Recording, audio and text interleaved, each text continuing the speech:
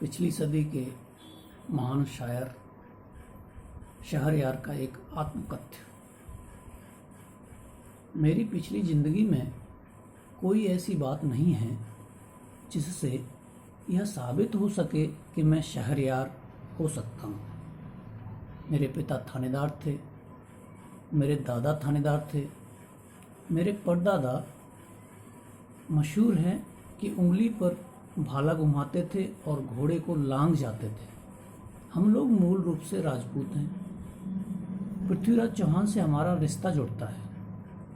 हमारे किसी पुरखे के यहाँ औलाद नहीं हो रही थी, तब लाल खां सूफी एक थे। उनसे उन्होंने कहा कि आप दुआ कीजिए कि हमारे औलाद हो, और जो पहली औलाद होगी उसका नाम हम लाल खां रख देंगे। इसीलिए हम लोग लाल खानी राजपूत कहलाते हैं। मुझसे पहले की नस्ल अपने राजपूत होने पर ज़्यादा फ़ख्र करती है। मैं अपने ख़ानदान में पहला आदमी हूँ जिसने गैर राजपूत से शादी की। कहा मैं यह रहा हूँ कि मेरी ज़िंदगी के शुरू के दिन कहीं से भी और किसी तरह से भी मेरे शायर होने के संकेत नहीं देते। मैं बार बार सोचता हूँ कि जो शख्स शेर को मीटर में नहीं पढ़ पाता था वह शायर कैसे हो गया।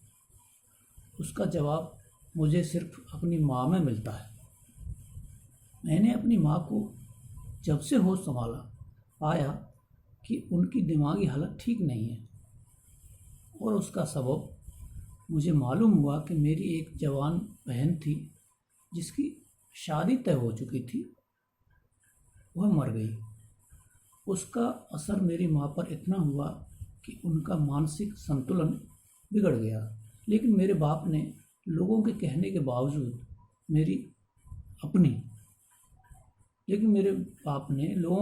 बावजूद अपनी दूसरी शादी नहीं की, और मेरी माँ का और बच्चों का इतना और ऐसा ख्याल रखा जो आज भी मुझे हैरान करता है। मेरी माँ में एक ऐसी अजीबोगरीब खूबी थी जिसका असर मैं आज ही महसूस करता हूँ। वह कभी किसी बच्चे को रोता हुआ नहीं देख सकती थी, चाहे पड़ोसी का ही क्यों न हो, और उन्होंने कभी किसी फ़कीर को खाली हाथ नहीं जाने दिया। इंसान से उनका यह लगाव, मोहब्बत शायद मेरी घुट्टी में पड़ा हुआ है। मैं जानते बूझते न किसी को दुख दे सकता हूँ, न किसी को तकलीफ दे सकता हूँ। मेरी शायरी में मेरे इस रुझान को देखा जा सकता है। यूँ तो मुझे आधुनिकतावादी शायर कहा जा सकता है और मैं इससे इनकार भी नहीं करता, लेकिन मेरी शायरी का बहुत कम हिस्सा ऐसा होगा जिसका ताल्लुक सिर्फ मेरी जात से हो। मेरा यह सोचना है कि ज़िंदगी को दो तरह से जिया जा सकता है, एक यथार्थवादी ढंग से, दूसरे आदर्शवादी ढंग से। मैंने अपनी जाती ज़िंदगी में शायद कभी कभी और कहीं कहीं समझौते किए हों, लेकिन आदर्श ज़िंदगी के सिलसिले में कभी कोई समझौता नहीं किया। और जब जब और जहाँ जहाँ ज़िंदगी के आदर्शों से समझौता किया है, उसने मेरी जाती ज़िंदगी को बहुत ही तकलीफ़ पहुँचाई है और मुझे अपनी नज़र में बहुत छोटा कर दिया है। आज भी जब कि मैं ज़िंदगी का लंबा सफ़र करीब करीब ख़त्म कर चुका हूँ, मैं किसी ऐसी बात से परेशान हो जाता हूँ जिसको मैं सिद्धांतों के एतबार से गलत समझता हूँ। मैं अकेलेपन के अजीब दुख से गुजरता रहता हूँ, और अकेलेपन में, मुल्क में, शहर में जो ऐसी घटनाएं होती हैं उनसे इतना प्रभावित होता हूँ कि कछुए की तरह से अपने अंदर सिमटता जाता हूँ। ये कोई अच्छी बात नहीं है, लेकिन न जाने क्यों ये ख्याल कि अगर मैंने ये रास्ता अख्तियार नहीं किया तो बाहर की दुनिया से मेरा रिश्ता ख़त्म हो जाएगा। मैं शायरी की सौंदर्यमूलक चेतना को मानते हुए इस बात का कायल हूँ कि मुझे अपनी जाति दुख, दर्द, खुशियों को दूसरे लोगों के ऊपर थोपने का कोई हक नहीं है। यह मैंने जाने बूझे तरीके से नहीं किया है। शायद ही मैंने ऐसा कोई शेर कहा हो जिसका ताल्लुक सिर्फ मुझसे हो। मैं इंसानी दुख और उसके पीछे जो कारण हैं उनको अप्रत्यक्ष रूप से त्रियक अंदाज में पेश करता रहा हूँ। यही वजह है मुझे बहुत बड़े प्रगतिशील और नामी ग्रामी शायर भी पसंद करते रहें और आधुनिकतावादी होने की जिक्र करते हैं। मैंने कभी और कहीं इस बात पर समझौता नहीं किया है कि मैं शायरी अपने लिए करता हूँ या सिर्फ अपनी बात कहने के लिए करता हूँ। अपने आसपास की दुनिया में जो कुछ हो रहा है उसे मैं अपने तरीके से कहने की कोशिश करता हूँ और करता रहूँगा। समाज और अपने आसपास की दुनिया को पेश करते हुए मैं इस बात का ख्याल भी रखता हूँ कि उसमें शायरी के तत्व बाकी रहें और उसका असर वक्ती न हो।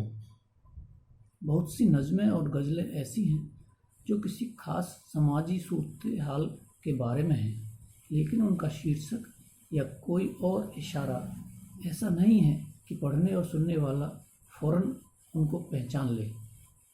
सीरियस शायरी फ़ौरन न तो असर करती है और न समझ में आती है। उसके लिए पढ़ने वालों को थोड़ी कोशिश करनी पड़ती है। यूँ तो इस बात को पढ़ने वाले ही बता पाएंगे कि मेरी शायरी पर किन शायरों का अधिक असर है, लेकिन समकालीन शायरों में जिन शायरों को मैंने बार बार पढ़ा है उनमें फैज़, मीरा, राशिद,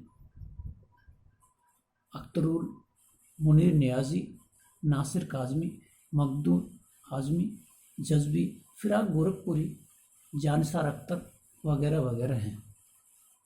पुराने शायरों में मीर, गालिब, इकबाल, अनीस, नज़ीर अकबराबादी आदि हैं। शहरयार की कुछ छोटी नज़में। शहर सारा खौफ में डूबा हुआ है सुबह से, शहर सारा खौफ में डूबा हुआ है सुबह से, रत जगहों के वास्ते मशहूर एक दीवाना शख्स, अनसुनी अनदेखी खबरें लाना जिसका काम है, उसका कहना है कि कल की रात कोई 2 बजे तेज यकबस्ता हवा के शोर में एक अजीब दिलजोद सहमी सी सदा थी हर तरफ, ये किसी बुत की थी जो इंसान था पहले कभी।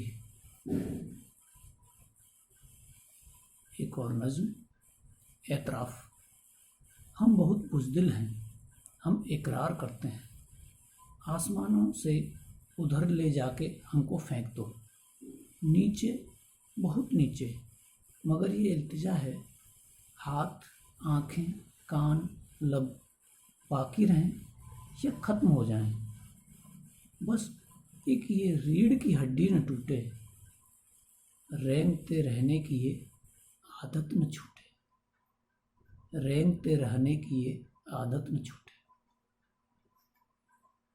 और आखिर में एक और छोटी नज़्म, एक और मौत। कट गया दिन ढली शाम शब आ गई, फिर जमी अपने महवर से हटने लगी, महवर अर्थात धुरी। कट गया दिन ढली शाम शब आ गई, फिर जमी अपने महवर से हटने लगी, चांदनी फिर करवटें बदलने लगी, आहटों से सिसकते हुए शोर से, फिर मकान भर गया जहर सपनों का पीकर, कोई आज की रात फिर मर गया, जहर सपनों का पीकर कोई आज की रात फिर मर गया।